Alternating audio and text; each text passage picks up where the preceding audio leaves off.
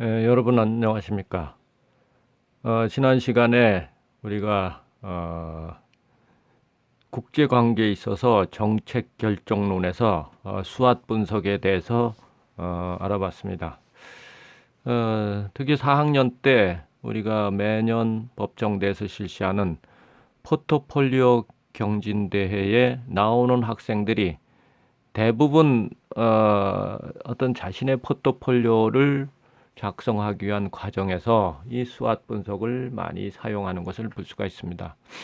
실제 기업이나 어떤 그 조직체에서 미래 사업을 구성하거나 또 과업 목표를 설정할 때 이 수완 분석을 많이 쓰고 있습니다.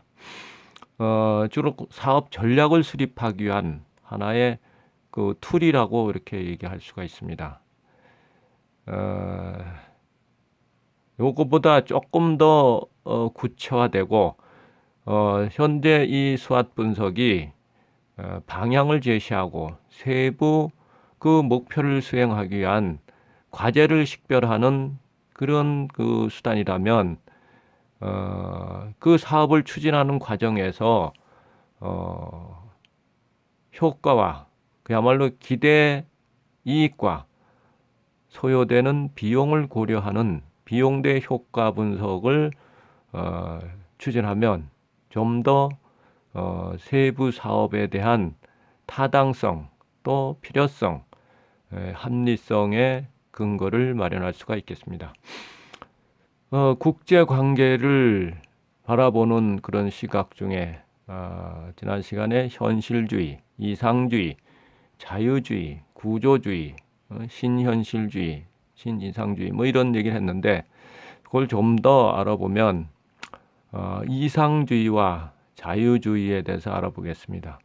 우선 이상주의는 기본적으로 우리가 인간의 본성을 선하다고 보기도 하고 또 악하다고도 보기도 하고 태어날 때는 선하지도 악하지도 않지만 즉 성무선악설 살아가면서 주변 환경이 악하게 만든다고 하는 이런 그 인간의 본성에 대해서 이야기를 합니다. 국제 관계도 이상주의는 국가는 모두가 다 전쟁을 억제하고 평화를 바라는 그런 마음에서 또 국가 간의 모든 문제는 이성에 입각해서 전쟁을 하지 않더라도 얼마든지 이해관계를 테이블 위에서 해결할 수 있다. 즉 인간이 근본적으로 선하고 항상 상호 협력할 가능성을 가지고 있는 것이 인간이다고 보아서 국제 간에도 전쟁을 하지 않고 갈등이나 분쟁 또 전쟁의 원인을 사전에 협력을 통해서 또 아니면 국제 제도를 통해서 해결할 수 있다고 보는 그런 시각이 되겠습니다. 그래서 이상주의는 법률적, 도덕적인 수단을 통해서 평화를 추구하는 그런 경향이라고 할 수 있는데 전쟁과 같은 인간의 나쁜 행동은 인간의 본성에서 나오는 것이 아니라 인간을 이기적으로 만드는 제도나 구조적 장치들이라고 보는 시각이 되겠습니다. 우리가 1차 세계대전의 원인을 동맹이라든가 비밀 외교 이런 것들이 원인이 되었다고 이야기를 하듯이 그 1차 세계대전 원인을 바라보는 시각이 바로 제도나 구조적 장치에 의해서 전쟁이 일어났다고 보는 그 1차 세계대전 원인을 보는 그런 같은 시각이라고 할 수 있겠습니다. 그래서 전쟁은 잘못된 제도나 구조를 제거함으로 해서 막을 수 있다고 바라보는 시각입니다. 전쟁은 한 국가의 문제가 아니라 국가들의 집단적 협력이 필요한 국제적인 문제이고 이런 것들은 국제사회를 통해서 얼마든지 해결하고 전쟁을 억제할 수 있다고 바라보는 시각입니다. 그래서 국제사회는 국가들 간의 협력을 통해서 구성되고 국가들 간의 행동을 규제할 수 있는 세계 정부가 있어서 국제사회 문제를 해결할 수 있는 공간이 있고 이와 같은 공간 또는 국제법과 국제기범 등이 수단이 될 수 있다고 바라보는 시간입니다. 1차 세계대전 후 전쟁이 재발 방지라는 인류의 공동적 목적이 등장하면서 이 이상주의는 힘을 얻기 시작했습니다. 아까 내가 1차 세계대전의 원인이 동맹이라든가 비밀 외교 이런 것들이 1차 세계대전의 원인이라고 했는데, 즉 이런 것을 보면서 제도나 구조적인 어떤 그 모순 이런 것들을 바라보는 것이 바로 이상주의가 되겠습니다. 그래서 1차 세계대전이 끝나고 우드로 윌슨이 14개 조항을 통해서 인류 평화를 바라는 그런 차원에서 국제연맹을 창설하게 됩니다. 국제연맹을 창설한 것은 1차 세계대전 원인을 가만히 분석해 보니까 잘못된 제도, 세력균형, 동맹정책, 비밀외교의 원인이 있다고 보고, 이와 같은 잘못된 제도를 제거하고 또 새로 발전시킴으로 해서 전쟁을 억제할 수 있는 14개 조항을 제시해서 국제연맹을 창설하게 됩니다. 참고로 1차 세계대전은 세르비아 청년이 오스트리아 황태자를 암살함으로 해서 전쟁의 도화선이 됐는데, 크게는 삼국동맹, 삼비와 삼국협상, 3시간의 식민지 쟁탈전으로 볼 수가 있고, 또 슬라브족과 게르만족 간의 어떤 민족적인 그런 전쟁으로도 볼 수가 있겠습니다. 그리고 독일의 빌헬름 2세는 독일은 영국과 네덜란드, 프랑스가 해외 식민지를 갖고 있으니까 독일은 상대적으로 식민지가 없음으로 해서 경제 개발이라든가 산업 발전이 뒤처지게 되자 식민지를 갖고자 하는, 기존에 갖고 있었던 다른 연합국 측에 어떤 그 도전장을 내어서 이제 전쟁이 발발하게 됩니다. 결국에는 전쟁은 1914년부터 1918년까지 4년 3개월간의 전쟁이 일어났었고, 여기서 삼국동맹과 삼국협상파로 나눠서 전쟁이 수행됐습니다. 특히 삼국동맹파는 독일, 오스트리아, 이태리, 터키, 그리고 삼국협상파로는 영국, 프랑스, 러시아, 미국, 중국, 이태리, 일본 등이 되겠습니다.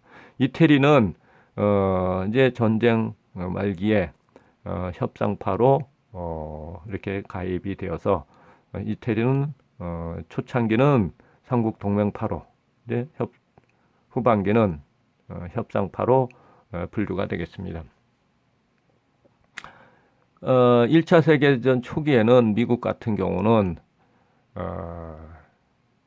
그야말로 고립주의를 택해서 유럽에서의 전쟁 특수를 노리면서 전쟁에 참여를 안 하다가 1차 세계대전 거의 끝날 무렵에 미국의 잠수함이 독일의 유보트에서 공격을 받자 어쩔 수 없이 거기에 말려들어서 1차 세계대전에 참전하고, 그와 같이 참전한 것이 오히려 즉 협상파 쪽에, 즉 연합국 쪽에서 승리를 가져옴으로 해서 미국의 위상이 올라가고, 또 2차 세계대전을 통해서 독일의 연합국의 주축국으로서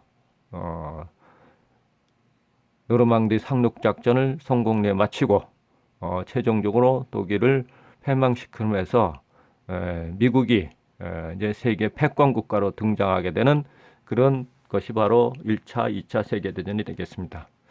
1차 세계대전은 참호전, 고착전, 또 장기전 이런 특징을 갖고 있습니다. 왜 그러냐 하면 1차 세계대전에는 그동안에 이제 기관총이 발명되었고, 또 어떤 그 후티어 공격 전술이나 구로의 종신 방어 전술, 이런 전술과 어떤 새로 발명된 그런 무기 체계와 서로 것들이 전장 환경을 바뀌게 됩니다. 그래서 베르댕 전투나 탄넨베르크 전투에서 수많은 희생자가 발생하면서도 전진과 후퇴를 반복하고 그야말로 고착전을 가져올 수밖에 없는 그런 전쟁의 무기체계에 의해서 많은 사람이 희생을 당하게 되게 됩니다. 그래서 1차 세계대전의 피해자만 800만 명, 부상자가 2천만, 피해자가 8천만 명, 다시 800만 명, 부상자가 2천만 명, 그리고 전쟁을 하면서 들어간 비용이 3,320억 불 정도가 소요가 됐습니다. 이런 상황을 보고 우드로 일스는 비밀 외교 정책이 결국에는 전쟁을 불러왔다 해서 비밀 외교를 철폐하고 또 아까 식민지 정책, 식민지 각축전에서 전쟁이 일어났기 때문에 모든 나라가 다 해양을 자유롭게 오갈 수 있도록 해양의 자유를 보장해야 된다. 그리고 식민지로부터 원자재를 갖다가 거기서 상품을 만들어서 팔고 하는 이런 과정에서 식민지를 독점했던 이런 나라들의 행포를 또 그런 기회를 식민지를 갖지 않고 있던 나라들에게 주기 위해서 상업의 기회 균등 또 아까 얘기한 대로 군비를 축소하고 또 식민지 문제에 새로운 규정을 만들어서 식민지역의 자격 그야말로 독립하는 이런 조항을 만들고 러시아에서부터 철병부터 아래 이런 요소를 가지고 14개 조항을 가지고 국제연맹을 창설하게 됩니다. 그렇지만 이런 국제연맹도 강대국들이 참여를 안 해서 유명무실한 그런 국제기구로 전락하고 결국에는 2차 세계대전이 일어나기 전에 국제연맹은 이제 폐지가 되게 됩니다. 물론 2차 세계대전이 끝나고 국제연합이라는 또 국제조직이 창설이 되어서 오늘날 국가 간의 갈등이라든가 전쟁 이런 문제를 국제연합에서 이제 해결하게 됩니다. 이상주의자들은 세력균형은 전쟁을 방지하기보다 전쟁을 초래하는 위험한 제도라고 보았습니다. 현실주의에서는 이 세력균형을 이루어야지 서로 균형된 그런 군사력으로 견제하고 하기 때문에 평평하게 평행을 달려서 전쟁이 안 일어나고 평화가 보장되도록 했는데 이상주의자들은 세력균형이 오히려 전쟁을 초래할 수 있는 위험한 제도라고 보았습니다. 그리고 1차 세계대전 원인이라고 했던 동맹은 국가들의 자신의 의지와는 달리 전쟁에 끌려다녀야 하는 위험한 제도라는 A라는 국가가 B, C와 동맹을 맺었으면 B, C가 전쟁을 하게 되어서 지원을 요청하면 동맹이라는 그런 협약에 의해서 같이 전쟁에 참여를 해야 되는 그게 바로 동맹의 약점이라고 보는 겁니다. 전쟁을 일으킨다고 보는 겁니다. 더 확대된다고 보는 겁니다.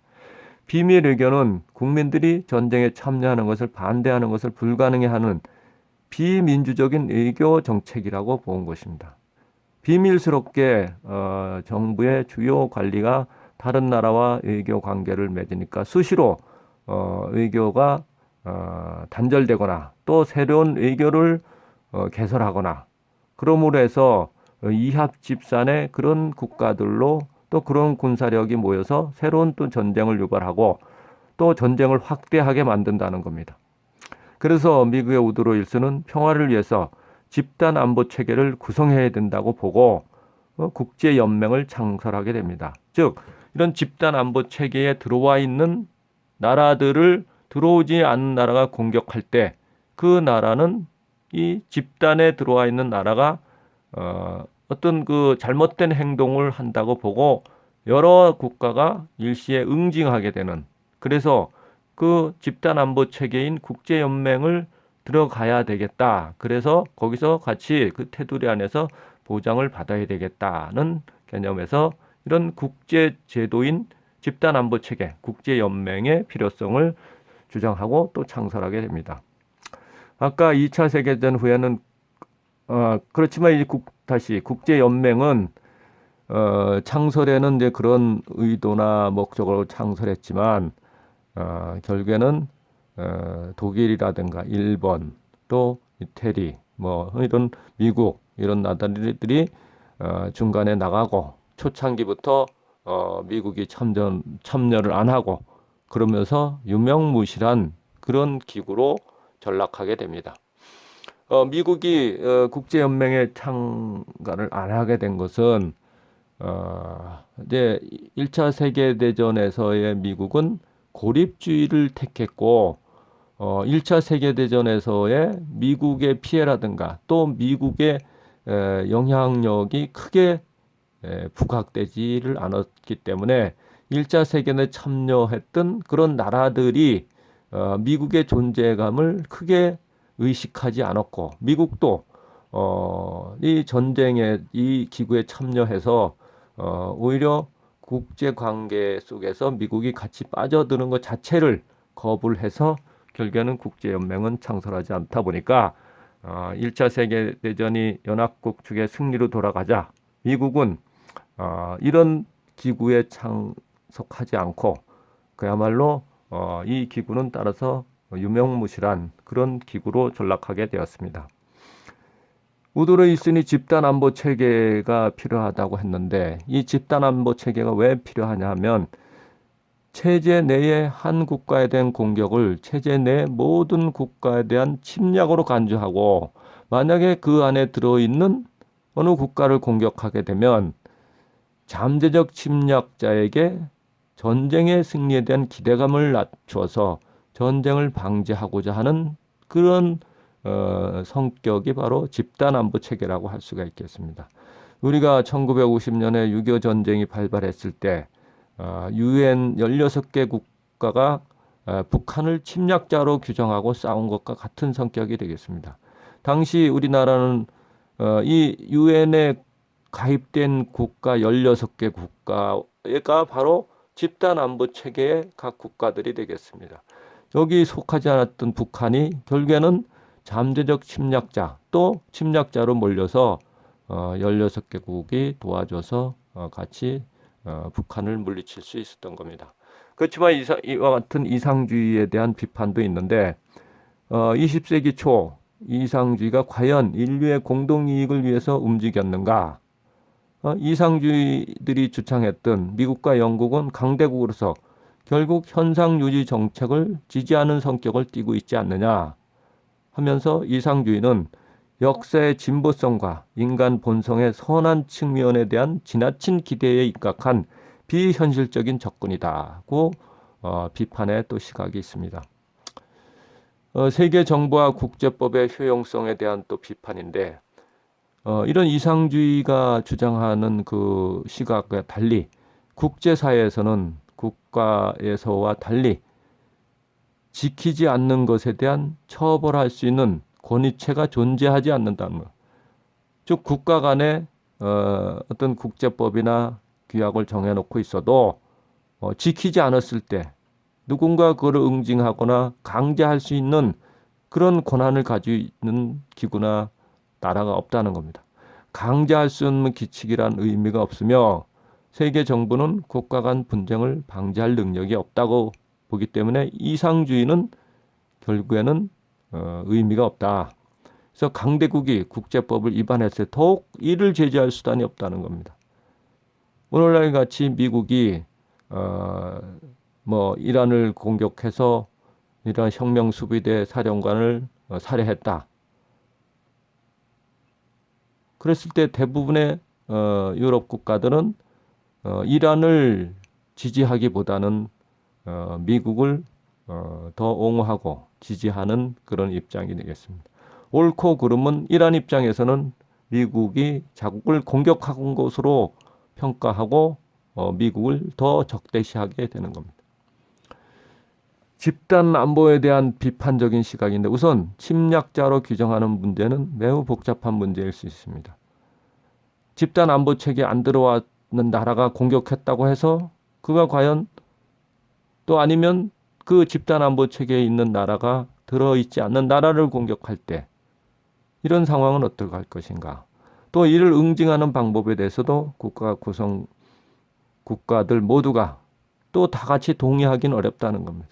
왜냐하면 각국의 이해관계가 서로 얽혀 있기 때문에 6.25 전쟁 때 중공군이 참여하게 되는 그런 것도 일단 집단 안보 체계에 대한 우려나 비판적인 시각을 갖게 되는 겁니다. 또 국제 기구에 대한 또 비판이 있을 수 있는데 주권 국가가 그 구성원으로 하기 때문에 힘의 논리가 또 지배한다는 겁니다. 국제연합 같은 경우도 그 운용 예산을 거의 50% 이상 담당하는 나라가 미국이고 다음이 일본이고 중국이고 합니다. 예산을 지원하고 담당하는 나라에 입김이 셀 수밖에 없는 겁니다. 그래서 힘의 논리가 또 그 안에서도 지배한다는, 결국 국제기구를 통한 국가 간 협력, 그를 통한 평화의 달성이란 너무 이상적이다는 거예요. 그래서 1980년 이후 국제 정세가 급격하게 변화가 되어서 신자유주의가 등장하게 됩니다. 이 신자유주의는 국가 간 상호 의존이 심화되고 미소 간의 군축 문제 등이 등장하는 그런 시대적인 배경으로 신자유주의가 등장합니다. 신자유주의는 국가를 국제 정치의 가장 중요한 행위자로 보고 무정부 상태가 국가 행동에 영향을 미친다는 것을 인정하면서 국제기구나 국제레짐 같은 그런 제도들이 국가의 행동에 독립적인 영향을 미칠 수 있다고 보고 이러한 국제제도의 역할에 의해서 국가 간의 협력이 가능하다고 보는 겁니다. 국제레짐 이런 것들이 국가 간의 협력을 보장할 수 있다고 하는 신자유주의가 되겠습니다. 국제레짐, 여기서 국제레짐이라 하면 국제관계의 특정 영역에서 국가들이 협의한 명시적인 규칙을 지는 제도, 이것이 바로 국제레짐, 즉 국제레짐이 국가 간의 전쟁을 억제하고 평화를 보장할 수 있는 그런 그 하나의 제도가 될 수 있다는 겁니다. 지구촌에서 국제관계 점점 복잡해지고 일부 국가 간의 의존이 심화되기 때문에 또 국가 간의 분쟁이 많이 발생하자 국제적 규범을 창출해서 규범이 필요하다 이런 내용들이 등장하게 되고, 이래서 제네베 조약이라든가 고문금지 조약, 대인지뢰 금지 조약, 전범재판소나 국제형사재판 설치를 통해서 대립과 갈등이 해결하고 또 조정하려는 노력을 계속하고 있습니다. 이런 국제 레짐은 강대국이 가지는 군사 경제적 힘의 우위에 근거해서 강압적으로 강요되는 것이 아니라 규범의 성격이 있다 보니까 좀 이를 준수함으로 해서 장기적으로 비용이 전략되고 전략되고 도덕적 이익이 보장되는, 즉 자발적 준수를 요구하는 그런 개념이 바로 국제 레짐으로서 이런 것들이 바로 신자유주의의 사상이고 국제 관계가 전쟁 없이 평화를 보장할 수 있다는 하나의 방향이 되겠습니다. 이런 자발성, 아까 신자유주의, 자발적으로 레짐이라든가 이런 걸 통해서 새로운 국제 질서 건설의 가능성을 높여주는 중요한 요인이 되겠습니다. 영토 국민 주권이라는 3요소로 정의되는 기존의 국민 국가 제도가 쇠퇴하는 21세기에는 새로운 형태의 국제제도의 필요성이 날로 높아질 것으로 전망됩니다. 그래서 국제제도의 중요성을 강조하는 신자유주의적은 국가 간 협력이 가져두는 상호이익으로 인해 국가 간 협력이 가능하다. 서로 간에 국제 규범을 레짐 같은 걸 지킴으로 해서 서로 이익이 된다. 상생할 수 있다. 그래서 협력을 해야 된다고 보는 것입니다. 국제 제도들은 국가들의 협력을 촉진하는 배경이 되는데 국제 제도가 협상 및 감시 비용을 감소시킬 수 있고 배반에 대한 제재 수단을 제공하고 정보 등을 제공해서 불확실성을 감소시키고 협력적 국가 항의에 대한 혜택을 제공할 수 있기 때문에 각국이 서로 협력할 수 있는 가능성을 보여주는 것이 바로 국제 제도, 국제 레짐, 그리고 신자유주의에 주장하는 국제 관계관이 되겠습니다. 오늘은 즉 이상주의와 신자유주의에 대해서 알아봤고 1차 세계대전의 원인과 또 이 원인을 바탕으로 해서 우드로 윌슨이 국제연맹을 창설했고 국제연맹이 왜 유명무실한 국가로 전락했으며 또 이상주의에 대한 비판적인 시각이 어떤 것들이 있었고 그리고 신자유주의라는 것이 무엇인가에 대해서 알아봤습니다. 1주차에 그 전에 현실주의에 대해서도 알아봤는데 다음 시간에는 이 현실주의에 대해서 좀 더 구체적으로 알아보도록 하겠습니다. 여러분들 수고했습니다.